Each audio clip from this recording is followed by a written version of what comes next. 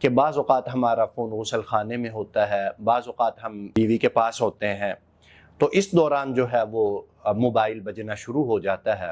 ایسی رنگ ٹون کا شرعی حکم کیا ہے؟ میرے بھائیو، یہ بات آپ کے ذہن میں رہے کہ رنگ ٹون کا مقصد ہوتا ہے اطلاع دینا، یہ بتانا کہ فون آیا ہے۔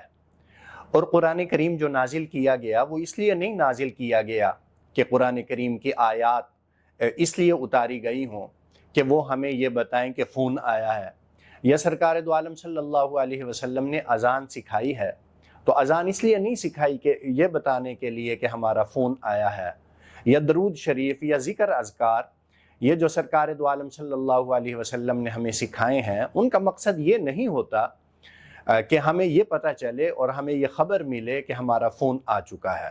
اس لیے جس چیز کا جو مقصد ہو اس کے مقصد کو سامنے رکھنا چاہیے۔ قرآن کریم تو اس لیے نازل کیا گیا تھا کہ ہم اس سے نصیحت حاصل کریں، نہ یہ کہ اسے موبائل کی رنگ ٹون بنائیں۔